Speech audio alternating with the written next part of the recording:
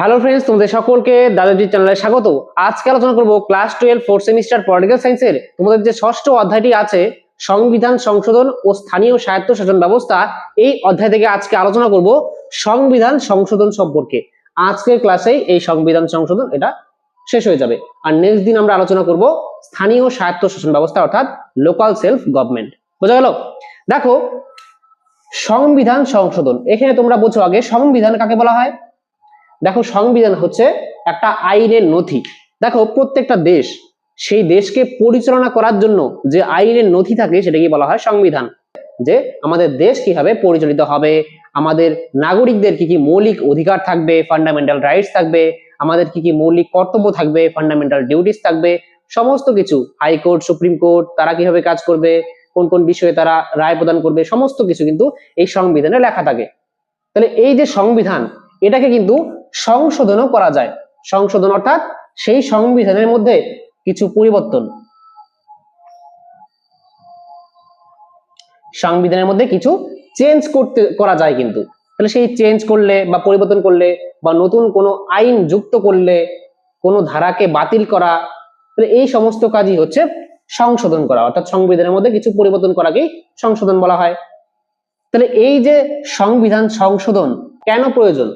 দেখো, সময়ের সঙ্গে সঙ্গে তাল মিলিয়ে চলতে গেলে কিন্তু সংবিধান সংশোধন করা প্রয়োজন, অর্থাৎ যুগোপযোগী করার জন্য কিন্তু সংবিধানকে সংশোধন করা দরকার। অর্থাৎ অনেক আগে মোবাইল ফোন এতটা ছিল না, মোবাইল ফোনের ব্যবহার এতটা ছিল না, তাহলে অনলাইনে কিন্তু আমাদের যে ডেটা প্রাইভেসি, সেটা কিন্তু একটা বর্তমানে খুব গুরুত্বপূর্ণ বিষয়। তাহলে এই সব বিষয়ে আমাদের প্রাইভেসি, সেই বিষয়েও কিন্তু আইন প্রণয়ন করা হচ্ছে এখন অনেক দেশে, তাই না? কিন্তু আগে সেটা করা হতো না, কারণ কি, তখন মোবাইল ফোনের ব্যবহার অতটা ছিল না। তাহলে সময়ের সঙ্গে সঙ্গে নতুন নতুন সমস্যার সৃষ্টি হবে, আর সেই সমস্যার সমাধানের জন্য যদি প্রয়োজন হয় যে সংবিধানে কোনো আইন যুক্ত করতে হয়, তাহলে কিন্তু সংবিধান সংশোধন করতে লাগে, তাই তো? তাহলে সেই সংবিধান সংশোধন করা যায়। এটা ভারতের সংবিধানের কত নম্বর আর্টিকেলে দেওয়া আছে? মনে রাখবে 368। 368 নং ধারা, বা এই ধারাকে ইংরেজিতে আমরা আর্টিকেলও বলি, ঠিক আছে? 368 আর্টিকেল নাম্বার। তাহলে এই ধারায় কিন্তু টোটাল দুটি পদ্ধতির কথা উল্লেখ আছে। ভারতের সংবিধান কিভাবে সংশোধন করা যায় তার দুটি পদ্ধতি এই ধারার মধ্যে আছে। কিন্তু দেখবে অনেক বইয়ে লেখা আছে তিনটি, কিন্তু তিনটি কিন্তু এই ধারায় নেই। দুটি আছে এই ধারায়, এমনি আরেকটা আছে সেটা কিন্তু এই ধারায় নেই। এই ধারায় দুটি আছে এবং আরেকটা আছে, সেটা হচ্ছে 3 নম্বর ধারা। তাহলে এই দুটি আর একটি, টোটাল কিন্তু তিনটি আছে, কিন্তু তিনটি ধারা, তিনটি পদ্ধতির মধ্যে দুটি পদ্ধতি এই আর্টিকেলে আছে, আরেকটা পদ্ধতি কিন্তু আর কি এই ধারাতে উল্লেখ নেই। কিন্তু তোমাদের যে অধ্যায়ের মধ্যে দেওয়া আছে, তোমাদের সিলেবাসে যেটা দেওয়া আছে, সেটা কিন্তু 368 এই ধারার কথা বলা আছে, মেথড অফ অ্যামেন্ডমেন্ট। তাহলে সংবিধান সংশোধনে কিন্তু আমি এই তিনটি পদ্ধতি আলোচনা করে দেব, তোমরা বুঝে যাবে। আর তার আগে শুনে নাও যে এই যে সংবিধান সংশোধনের যে পদ্ধতি, অর্থাৎ এই সংবিধান সংশোধনের বৈশিষ্ট্যটা, এটা কোন দেশের সংবিধান থেকে ভারতের সংবিধানে গৃহীত হয়েছে? মনে রাখবে দক্ষিণ আফ্রিকার সংবিধান থেকে। দক্ষিণ আফ্রিকার সংবিধান থেকে গৃহীত হয়েছে।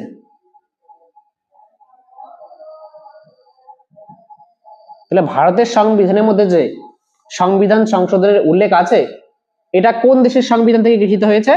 দক্ষিণ আফ্রিকার সংবিধান থেকে, এটা মনে রাখবে। এখন অন্য দেশের সংবিধান থেকে আমরা কেন গ্রহণ করলাম?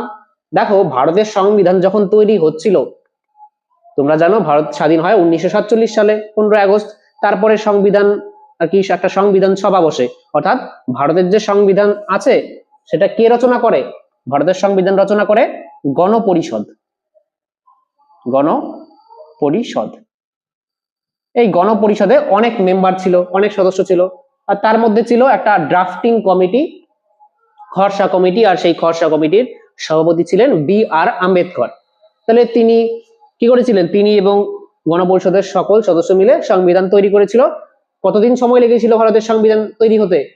2 বছর 11 মাস 18 দিন। ঠিক আছে, টোটাল আমাদের ভারতের সংবিধান তৈরি হতে সময় লেগেছে 2 বছর 11 মাস 18 দিন, অর্থাৎ ধরতে গেলে প্রায় 3 বছর কিন্তু সময় লেগেছে ভারতের সংবিধান তৈরি হতে। তাহলে যখন ভারতের সংবিধান তৈরি হচ্ছিল তখন যে সংবিধান প্রণেতাগণ ছিল, অর্থাৎ যারা যারা সংবিধান তৈরি করছিল, তারা বিভিন্ন দেশের সংবিধান কিন্তু পড়ে দেখেছে যে কোন কোন ভালো বৈশিষ্ট্যগুলি আমাদের ভারতের সংবিধানে যুক্ত করা যায়। ভারতের সংবিধান যখন রচনা করা হয়েছে তখন কিন্তু অন্যান্য দেশের সংবিধান দেখা হয়েছিল প্রথমে, যে হ্যাঁ এই দেশের সংবিধানের এই বৈশিষ্ট্যটা ভালো, আমাদের দেশের সংবিধানে এটা যুক্ত করা উচিত। তখন কিন্তু ভারতের সংবিধান রচনা করা হয়েছিল এইভাবে, ভালো ভালো বৈশিষ্ট্যগুলি ভারতের সংবিধানে যুক্ত করা হয়েছিল। তার মধ্যে দক্ষিণ আফ্রিকার সংবিধান থেকে এই সংবিধান সংশোধনের যে বৈশিষ্ট্যটা সেটা গ্রহণ করা হয়েছে। যেমন আমি যে নোট তৈরি করি, আমি তোমাদেরকে যে নোট প্রোভাইড করছি পেইড হোয়াটসঅ্যাপ গ্রুপে, আমি নোটটা কিভাবে তৈরি করছি? আমার কাছে অনেক বই আছে, সেই বইগুলি পড়ে পড়ে তার থেকে ভালো ভালো পয়েন্টগুলি আমি নিচ্ছি, বা কোন ভাষাটা ভালো সেটা আমি নিচ্ছি, ঠিক আছে, বা ইন্টারনেটের সাহায্য নিচ্ছি, অনলাইনে সার্চ করছি। তাহলে মোট কথা আমি রিসার্চ করছি নোটটা প্রস্তুত করতে, ঠিক আছে না? ঠিক তেমন যখন ভারতের সংবিধান তৈরি হচ্ছিল তখন কিন্তু তারাও অন্যান্য দেশের সংবিধান দেখে দেখে কোন কোন ভালো বৈশিষ্ট্য আছে তারা যুক্ত করেছে। মোট কথা একটা ভালো সংবিধান তৈরি করার জন্য তারা কিন্তু কাজ করছিল। যেমন আমি তোমাদের নোট প্রোভাইড করছি ঠিক সেভাবেই, তাই না? আমি যে নোট প্রোভাইড করছি, আমার কাছে অনেক বই আছে, সেটা আমি পড়ে কোন কোন পয়েন্ট দিলে ভালো হয়, তোমাদের কিভাবে পড়লে, কেমন নোট দিলে তোমরা সহজে পড়তে পারবে, আমি তৈরি করছি। ঠিক তেমন ভাবেই কিন্তু গণপরিষদ কি করেছিল, যে বিভিন্ন দেশের সংবিধান থেকে কিছু কিছু বৈশিষ্ট্য ভারতের সংবিধানে যুক্ত করেছিল। বোঝা গেল? তাহলে এই যে ভারতের সংবিধান এখন যে সংশোধন করা যায়, এর যে 3টি পদ্ধতি, এই 3টি পদ্ধতি কিন্তু এখন আলোচনা করব। এখন দেখো যে এই ভারতের সংবিধান সংশোধনের 3টি পদ্ধতি সম্পর্কে এক এক করে আলোচনা করবো, ঠিক আছে? দেখো ভারতের সংবিধান কিন্তু অংশত সুপরিবর্তনীয় এবং অংশত দুষ্পরিবর্তনীয়, অর্থাৎ রিজিড এন্ড ফ্লেক্সিবল দুটাই কিন্তু। অংশত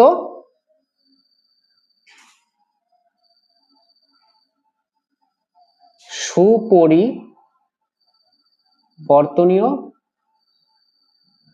এবং অংশত দুষ্পরিবর্তনীয়। এটার মানে কি?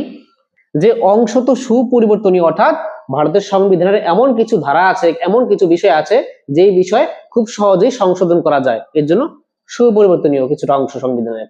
আর অংশত দুষ্পরিবর্তনীয় অর্থাৎ ভারতের সংবিধানের এমন কিছু ধারা আছে, অর্থাৎ এমন কিছু বিষয় আছে যেগুলি সংশোধন করা অর্থাৎ পরিবর্তন করা একটু কঠিন, একটা জটিল প্রক্রিয়া। তার জন্য ভারতের সংবিধানে কিন্তু অংশত সুপরিবর্তনীয় এবং অংশত দুষ্পরিবর্তনীয়তার মিশ্রণ দেখা যায়। যেমন আমেরিকার যে সংবিধান, সেই আমেরিকার সংবিধান কিন্তু দুষ্পরিবর্তনীয় সংবিধানের উদাহরণ, আর সুপরিবর্তনীয় সংবিধানের উদাহরণ হচ্ছে ব্রিটেনের সংবিধান। আর ভারতের সংবিধান সুপরিবর্তনীয় এবং দুষ্পরিবর্তনীয়তার একটা মিশ্রণ, অংশত সুপরিবর্তনীয় এবং অংশত দুষ্পরিবর্তনীয়। তাহলে এই যে 3টা পদ্ধতি, তার মাধ্যমে বোঝা যাবে যে কোন কোন অংশে খুব সহজেই সংশোধন করা যায় আর কোন কোন বিষয়ে বা কোন কোন অংশে খুব আর কি জটিল একটা পদ্ধতি। তাহলে 3টা পদ্ধতি কি কি দেখো। ফার্স্ট হচ্ছে সাধারণ সংখ্যাগরিষ্ঠতার পদ্ধতি, দ্বিতীয় হচ্ছে বিশেষ সংখ্যাগরিষ্ঠতার পদ্ধতি, আর 3 নম্বর হচ্ছে বিশেষ সংখ্যাগরিষ্ঠতা প্লাস রাজ্যের অনুমোদন। তাহলে এই 3টি পদ্ধতির মধ্যে 368 নং ধারা, এই ধারার মধ্যে আমি বলেছিলাম যে 2টি পদ্ধতির উল্লেখ আছে। কোন কোন? এখানে 2 নম্বর আর 3 নম্বর, এই যে এই দুটির উল্লেখ কিন্তু আছে 368 নং ধারায়, ঠিক আছে? আর এই প্রথমটির উল্লেখ কিন্তু এই ধারায় নেই, কিন্তু এটাও একটা পদ্ধতি, পরীক্ষায় আসলে কিন্তু লিখতে হবে। দেখো প্রথমে দেখা যাক যে সাধারণ সংখ্যাগরিষ্ঠতার পদ্ধতি অর্থাৎ সিম্পল মেজরিটি, ইংরেজিতে বললে সিম্পল মেজরিটির দ্বারাও কিন্তু ভারতের সংবিধান সংশোধন করা যায়। কোন কোন বিষয়ে? যেমন নতুন রাজ্যের সৃষ্টি যদি করতে হয়, কোনটা নতুন রাজ্য গঠন করা হবে, বা পুরনো রাজ্যের নাম, পুরনো একটা রাজ্য সেই রাজ্যের নাম যদি পরিবর্তন করতে হয়, বা সীমানা যদি পরিবর্তন করতে হয়, অথবা বিধান পরিষদ যদি সৃষ্টি করতে হয়। ধরো কোনো রাজ্যে বিধান পরিষদ নেই, যেমন পশ্চিমবঙ্গে বিধান পরিষদ নেই, পশ্চিমবঙ্গে অর্থাৎ রাজ্যের আইন সভার নাম কি? বিধানসভা। আর কোন কোন রাজ্যে আমি বলেছিলাম যে 6টি রাজ্যের মধ্যে আছে বিধানসভাও আছে, বিধান পরিষদও আছে, অর্থাৎ বেশিরভাগ রাজ্যে কিন্তু এক কক্ষ বিশিষ্ট আইনসভা আছে। আর কিছু কিছু রাজ্যে আর কি বিধানসভা আর কি রাজ্যের আইনসভা দুটি কক্ষ আছে, একটা বিধানসভা একটা বিধান পরিষদ। তাহলে ভারত যেমন পশ্চিমবঙ্গের মধ্যে বিধান পরিষদ কিন্তু নেই, পশ্চিমবঙ্গে এক কক্ষ বিশিষ্ট আইনসভা আছে আর সেটা হচ্ছে বিধানসভা। তাহলে এখন যদি বিধান পরিষদ সৃষ্টি করতে হয় পশ্চিমবঙ্গে, তাহলে কিন্তু এই সাধারণ সংখ্যাগরিষ্ঠতার পদ্ধতির মাধ্যমে সংবিধানের মধ্যে চেঞ্জ করতে হবে, আর তার দ্বারা পশ্চিমবঙ্গে এই বিধান পরিষদ সৃষ্টি করা যায়। বা বিলুপ্তি, এখন বিধান পরিষদ ধরো কোনো একটা রাজ্যে আছে, তাহলে সেই রাজ্য থেকে যদি সেই বিধান পরিষদকে বিলুপ্তি করতে হয়, যে না এখন আর বিধান পরিষদ সেই রাজ্যে থাকবে না, তার জন্য কিন্তু সংবিধানের সংশোধন করা যায়, আর সেটা এই সাধারণ সংখ্যাগরিষ্ঠতার পদ্ধতির মাধ্যমে সংশোধন করা যায়। তাছাড়া সংসদের কোরাম, সংসদের বা পার্লামেন্টের কোরাম, কোরাম কি বলেছিলাম টোমাক্সের একটা কোশ্চেন লিখিয়েছিলাম, কোরাম কাকে বলা হয়? পার্লামেন্টের উভয় কক্ষে যে ন্যূনতম সদস্যের উপস্থিতি দরকার সেই সভাকে পরিচালনা করার জন্য, সেটাই হচ্ছে কোরাম, অর্থাৎ 1/10, 1/10 যেটাকে বলা হয়, ঠিক আছে? 1/10 অর্থাৎ 1/10 যদি সদস্য সেই কক্ষে উপস্থিত না থাকে, লোকসভা বা রাজ্যসভা, তাহলে কিন্তু সেই সভা পরিচালনা হবে না। তাহলে সেই যে ন্যূনতম যে সদস্য সংখ্যা সেটাই হচ্ছে কোরাম। তাহলে সেই সংক্রান্ত যদি কোনো সংশোধন করতে হয় সংবিধানে, সেটাও এই পদ্ধতিতে সংশোধন করা যাবে। তারপরে নাগরিকতা সংক্রান্ত বিষয়, অর্থাৎ সিটিজেনশিপ, নাগরিকতা কিভাবে পাওয়া যায়, আর্টিকেল নাম্বার 5 থেকে আর্টিকেল নাম্বার 11 এর মধ্যে কিন্তু এই নাগরিকতা সম্পর্কে আলোচনা আছে। তাহলে এই আর্টিকেলের মধ্যে এই ধারায় যদি কোনো সংশোধন করতে হয়, তাহলে কিন্তু এই সাধারণ সংখ্যাগরিষ্ঠতার পদ্ধতির দ্বারা করা যাবে। এখন একটু বুঝে নেই যে এই সাধারণ সংখ্যাগরিষ্ঠতার পদ্ধতি কিভাবে কাজ করে। দেখো, ধরো যে পশ্চিমবঙ্গের মধ্যে বিধান পরিষদ সৃষ্টি করা হবে, তাহলে সেটা ভারতের সংবিধানের মধ্যে কেমন করে সংশোধন করা হবে? ফার্স্টে কি হবে যে লোকসভা, দেখো পার্লামেন্টের দুটা কক্ষ আছে, আর এই যে সংবিধান সংশোধন করা যাবে এই পদ্ধতির মাধ্যমে, সেটা কোথায় করা যাবে? পার্লামেন্ট। আর পার্লামেন্টের কটি কক্ষ? পার্লামেন্টের দুটি কক্ষ তোমরা জানো, একটা লোকসভা একটা রাজ্যসভা। তাহলে এখন দেখো যে প্রথম পদ্ধতিটা একটু প্র্যাকটিক্যালি দেখে নাও। পার্লামেন্টের দুটি কক্ষ, একটা লোকসভা একটা রাজ্যসভা, ঠিক আছে? শর্ট ফর্মে লিখলাম LSRS। দেখো, আর এখানে P ফর প্রেসিডেন্ট, অর্থাৎ রাষ্ট্রপতি, বোঝা গেল? দেখো, প্রথমে লোকসভা বা রাজ্যসভা যে কোনো কক্ষের মধ্যে এই প্রস্তাবটা তুলতে হবে যে হ্যাঁ, পশ্চিমবঙ্গে বিধান পরিষদ সৃষ্টি করতে হবে, ঠিক আছে? একটা পদ্ধতি দেখাচ্ছি কিভাবে কাজ করে এই পদ্ধতিটা। ধরো লোকসভার কোন একজন সদস্য, সেটা যে কোনো সদস্য হতে পারে, মন্ত্রীও হতে পারে বা অন্যান্য সদস্য হতে পারে। ধরো লোকসভার একজন সদস্য বিল উত্থাপন করলো, অর্থাৎ সংশোধনী প্রস্তাব উত্থাপন করলো, সংশোধনী বিল, যে পশ্চিমবঙ্গের মধ্যে বিধান পরিষদ সৃষ্টি করা হবে। তারপরে এখানে এই যে লোকসভার যে মোট সদস্য আছে, মোট সদস্য হচ্ছে 543 জন, সেই 543-এর অর্ধেকের বেশি, অর্থাৎ 50% প্লাস 50% প্লাস 1, ঠিক আছে? 50% প্লাস 1 অর্থাৎ সেই কক্ষের মধ্যে উপস্থিত এবং ভোটদানকারী অধিকাংশ সদস্য যখন সেই প্রস্তাবে সমর্থন জানাবে, তখন সেই বিলটি, সেই সংশোধনী বিলটি লোকসভাতে পাস হবে বলে ধরা হবে, ঠিক আছে? ধরো লোকসভাতে 543 জন আছে, তার অর্ধেকের বেশি সদস্য যদি, ধরো 543 জনের মধ্যে যে 543 জনই সেদিন কক্ষে উপস্থিত থাকবে, সেটা কিন্তু কোনো মানে হয় না। সেদিন ধরো লোকসভাতে গিয়েছিল 500 জন, 43 জন যায়নি, তাহলে সেই 500 জনের মধ্যে 50% এর বেশি, অর্থাৎ 500-র 50% অর্থাৎ 250 জন, 250 জনের যদি এক বেশি, অর্থাৎ 251 জন যদি লোকসভাতে ভোট দিয়ে দেয় যে হ্যাঁ, পশ্চিমবঙ্গের মধ্যে বিধান পরিষদ সৃষ্টি করা হবে, তাহলে কিন্তু এই সংশোধনী বিলটি লোকসভায় পাশ হয়ে গেল। তখন সেটা যাবে রাজ্যসভাতে, ঠিক আছে? রাজ্যসভায় যাওয়ার পরে রাজ্যসভাতেও এরকম 50% এর বেশি, রাজ্যসভায় সদস্য আছে 245, তাহলে 50% এর বেশি সেখানে উপস্থিত এবং ভোটদানকারী, এখানের মধ্যে যে 245 জনের মধ্যে যে সেদিন 245 জনই সেখানে উপস্থিত থাকবে, তার তো কোনো মানে নেই। তাহলে সেখানে যে উপস্থিত থাকবে তাদের মধ্যে থেকে 50% এর বেশি, 50% +1 যদি এখানে ভোট দিয়ে দেয়, রাজ্যসভায় সমর্থন জানিয়ে দেয়, তাহলে এখানেও বিলটি পাস হয়ে গেল যে হ্যাঁ পশ্চিমবঙ্গে বিধান পরিষদ সৃষ্টি করা হবে। এবার বিলটি যাবে কোথায়? এবার সংশোধনের যে বিলটা সেটা যাবে হচ্ছে প্রেসিডেন্টের কাছে, অর্থাৎ রাষ্ট্রপতির কাছে। আর রাষ্ট্রপতি কিন্তু, আমি পড়িয়েছিলাম রাষ্ট্রপতি, যে রাষ্ট্রপতির কাছে যদি কোনো বিল আসে তাহলে রাষ্ট্রপতি কিন্তু 3 প্রকার প্রতিক্রিয়া জানাতে পারে। অর্থাৎ রাষ্ট্রপতির যে ভিটো ক্ষমতা সেটা 3 প্রকার। রাষ্ট্রপতির কাছে কোনো বিল আসলো, সেটাকে রাষ্ট্রপতি সমর্থন জানালো, অর্থাৎ স্বাক্ষর দিয়ে দিল, আইনে রূপান্তরিত হয়ে গেল, বা রাষ্ট্রপতি সেটাকে আবার পার্লামেন্টের কক্ষে ফিরিয়ে দিল পুনর্বিবেচনার জন্য, এটা করতে পারে। আরেকটা করতে পারে, সেটা হচ্ছে রাষ্ট্রপতি তার কাছে, নিজের কাছে অনির্দিষ্টকালের জন্য সেই বিলটিকে রেখে দিল, যে না সে সমর্থনও জানাচ্ছে না, আবার ফিরিয়েও দিচ্ছে না, সে নিজের কাছে রেখে দিচ্ছে। তাহলে এই 3 প্রকার ক্ষমতা আছে রাষ্ট্রপতির, সে বিলটার সঙ্গে কি কি করতে পারে। কিন্তু সংশোধনী বিল, ঠিক আছে, সংবিধানের মধ্যে যদি কোনো সংশোধন করতে হয়, সেই সংক্রান্ত বিলে কিন্তু রাষ্ট্রপতির এই ক্ষমতা নেই যে রাষ্ট্রপতি বিলটিকে বাতিল করবে বা রাষ্ট্রপতি সেই বিলটিকে আবার ফিরিয়ে দিবে।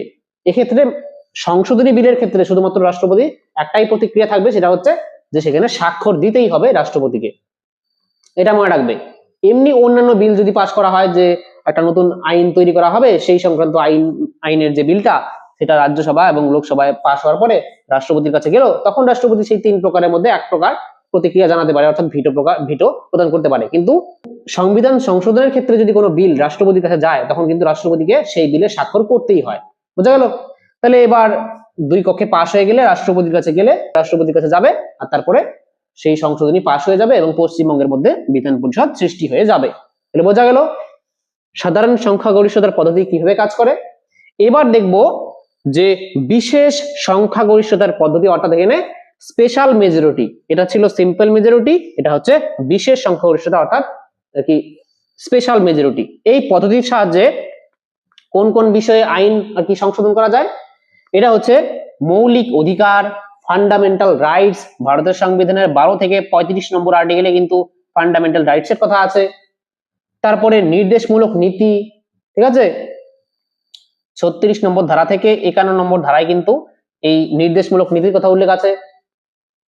এছাড়া এই দুটি বিষয়ে তো এই বিশেষ সংখ্যাগরিষ্ঠতার পদ্ধতি দ্বারা এই মৌলিক অধিকারের মধ্যে যে মৌলিক অধিকার আছে, আমাদের ফান্ডামেন্টাল রাইটস আছে, সেখানে যদি কোনো সংশোধন করতে হয় তাহলে এই পদ্ধতি অবলম্বন করতে হবে।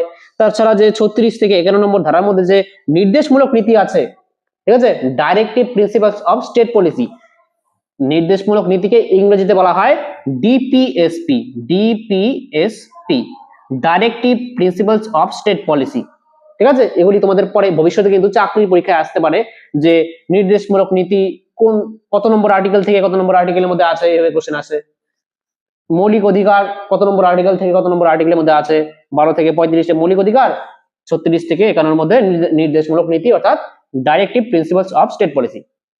তাহলে এই সব ক্ষেত্রে যদি কোনো সংবিধান সংশোধন করতে হয় তাহলে কিন্তু বিশেষ সংখ্যাগরিষ্ঠতার পদ্ধতি অবলম্বন করতে হয়। এছাড়া প্রথম ও দ্বিতীয় পদ্ধতির বিষয় বাদে অন্যান্য বিষয়, অর্থাৎ এইটা হচ্ছে প্রথম পদ্ধতি এবং এটা হচ্ছে দ্বিতীয় পদ্ধতি।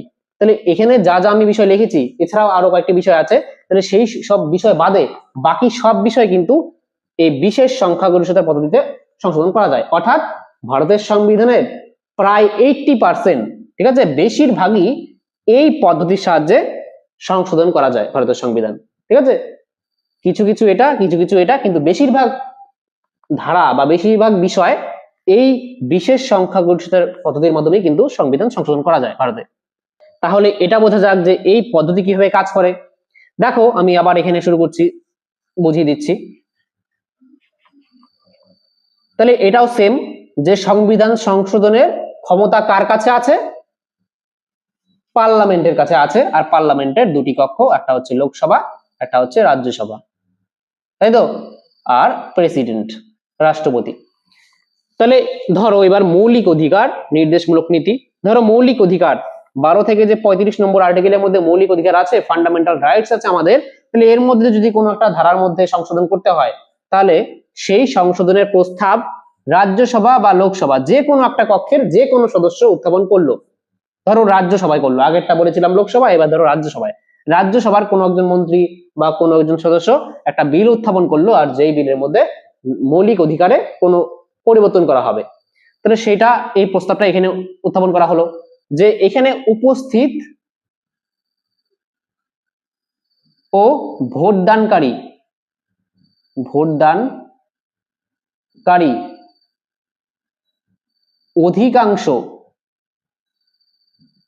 অধিকাংশ সদস্যের সমর্থন চাই।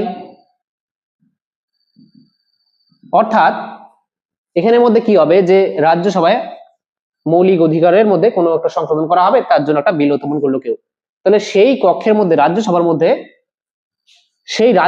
মধ্যে যে টোটাল মেম্বার আছে অর্থাৎ 245 জন, সেই 245-এর অর্ধেকের বেশি অর্থাৎ 50% +1 এবং তার সঙ্গে সঙ্গে 2/3, ঠিক আছে, 2/3 সমর্থন প্রয়োজন, ঠিক আছে। তাহলে রাজ্যসভায় যে উত্থাপন করা হলো মৌলিক অধিকার এর মধ্যে কোনো কিছু পরিবর্তন করা হবে, তার জন্য যে সংবিধান সংশোধনের যে বিলটা উত্থাপন করা হলো, সেটা সেই কক্ষের যে স্ট্রেংথ আছে অর্থাৎ যে সর্বাধিক সদস্য সংখ্যা আছে অর্থাৎ 245, তার 50% বেশি তার দ্বারা তো সমর্থন হতে হবেই। তাছাড়াও সেখানে উপস্থিত এবং ভোটদানকারী সদস্যের মধ্যে 2/3 সমর্থন চাই। 2/3 অর্থাৎ 2/3 কে বলা হয় 2/3। ধরো 245 এর মধ্যে সেখানে উপস্থিত ছিল 200 জন উপস্থিত ছিল রাজ্যসভায়, আর বাকি জন সেদিন রাজ্যসভায় আসেনি। তাহলে সেই যে 200 জন সদস্য তার 2/3 সমর্থন চাই, অর্থাৎ 2/3 মানে 200 গুণন 2/3। এবার 2 আর 200 গুণ হবে, 200 2 400, তাকে ভাগ করব 3 দিয়ে। এই 3 দিয়ে যদি এই 400-কে ভাগ করা যায়, যত বেরোবে ততজন সদস্যের কিন্তু কি চাই, যে সমর্থন চাই পাস হতে।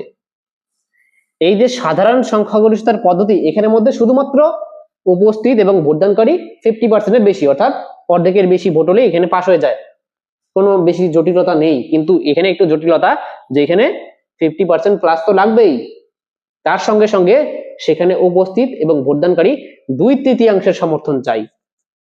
যদি 2/3 কম সেখানে ভোটদান দিয়ে দেয় তাহলে কিন্তু হবে না। তারপরে এখানে যখন সেটা পাস হয়ে গেল তখন সেটা আবার লোকসভায় যাবে, লোকসভাতেও সেম কন্ডিশন, 50% + 2/3 উপস্থিত এবং ভোটদানকারী 2/3 সদস্য যখন সমর্থন দিবে তারপরে সেটা পাস হবে, তারপরে সেটা প্রেসিডেন্টের কাছে যাবে, রাষ্ট্রপতি সেখানে যদি স্বাক্ষর করে তাহলে সেটা সংবিধান সংশোধন হয়ে যাবে। এবার দেখো যে বিশেষ সংখ্যাগরিষ্ঠতা প্লাস রাজ্যের অনুমোদন, এটা আরেকটু বেশি জটিল, ঠিক আছে। এটা একটু সহজ, এটা আরেকটু জটিল, এটা আরো জটিল। যে এখানের মধ্যে বিশেষ সংখ্যাগরিষ্ঠতা তো প্রয়োজনই। ধরো এই যে রাষ্ট্রপতির নির্বাচন সংক্রান্ত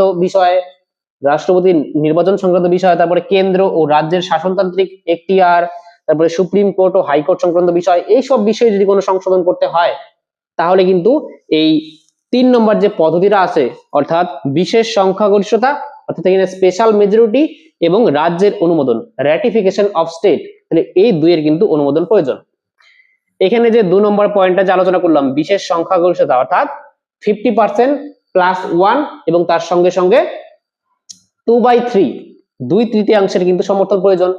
ঠিক তেমন এখানে তো সেটা প্রয়োজনই, তার সঙ্গে সঙ্গে রাজ্যের অনুমোদন প্রয়োজন। অর্থাৎ ধরো রাষ্ট্রপতির নির্বাচন সংক্রান্ত কোন একটা বিষয়ে, রাষ্ট্রপতি নির্বাচন কিভাবে হয়, যে সেখানের মধ্যে লোকসভা এবং রাজ্যসভার যে সদস্য আছে তারা থাকবে, এবং যে বিধানসভা আছে লেজিসলেটিভ অ্যাসেম্বলি তার সদস্যরা থাকবে, এমএলএরা থাকবে, তাদের সেই সংক্রান্ত যদি কোনো পদ্ধতি চেঞ্জ করা হয় তখন সেটা বিশেষ সংখ্যাগরিষ্ঠতার মাধ্যমে লোকসভা এবং রাজ্যসভার মধ্যে 50% এবং 2/3 অর্থাৎ 2/3 সমর্থন প্রয়োজন। তার সঙ্গে সঙ্গে সেই বিলটিকে তখন কিন্তু রাষ্ট্রপতির কাছে আগে পাঠানো হবে না, এখন রাজ্যের অনুমোদনের জন্য কিন্তু সেটাকে রাজ্যের আইনসভার মধ্যে পাঠানো হবে। অর্থাৎ ভারতে এখন বর্তমানে যে 28টি রাজ্য আছে সেই 28টি রাজ্যের কাছে রাজ্যের আইনসভার মধ্যে পাঠানো হবে সেই আইনটিকে, সেই বিলটিকে। আর যখন সেই 28টি রাজ্যের অর্ধেকের বেশি অর্থাৎ 28টির মধ্যে 14টি রাজ্যের আইনসভা যদি সমর্থন দিয়ে দেয় যে হ্যাঁ, যে এই বিলটিকে আমরা সমর্থন করছি, ভোট দিয়ে দেয়, তখন কিন্তু পাশ হয়ে যাবে সেই সংশোধনী আইনটি। বোঝা গেল? তাহলে এখানের মধ্যে রাজ্যের অনুমোদন প্রয়োজন বিশেষ সংখ্যাগরিষ্ঠতা সঙ্গে সঙ্গে, অর্থাৎ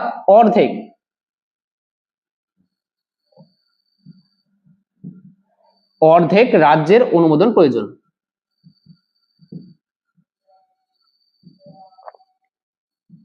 ঠিক আছে, অর্ধেক রাজ্য যদি অনুমোদন দিয়ে দেয় তাহলে কিন্তু আর অন্য রাজ্যের অনুমোদনের জন্য কিন্তু আর বসে থাকা যাবে না, সেটা আইনে রূপান্তরিত হয়ে যাবে। তাহলে এই ছিল সংবিধান সংশোধনের অর্থাৎ কনস্টিটিউশন যে অ্যামেন্ডমেন্ট করা যায় তার 3টি পদ্ধতি। তাহলে এটা কিন্তু তোমাদের এবার 4 মার্কসের জন্য ইম্পর্টেন্ট। ঠিক আছে, ভারতের সংবিধান সংশোধনের পদ্ধতি সংক্ষেপে আলোচনা করো, এটা কিন্তু আসতে পারে। তাহলে নেক্সট ক্লাসে আমরা আলোচনা করব লোকাল সেলফ গভর্নমেন্ট অর্থাৎ স্থানীয় স্বায়ত্ত শাসন ব্যবস্থা সম্পর্কে। ঠিক আছে, দেখা হচ্ছে নেক্সট ক্লাসে, ততক্ষণের জন্য বাই।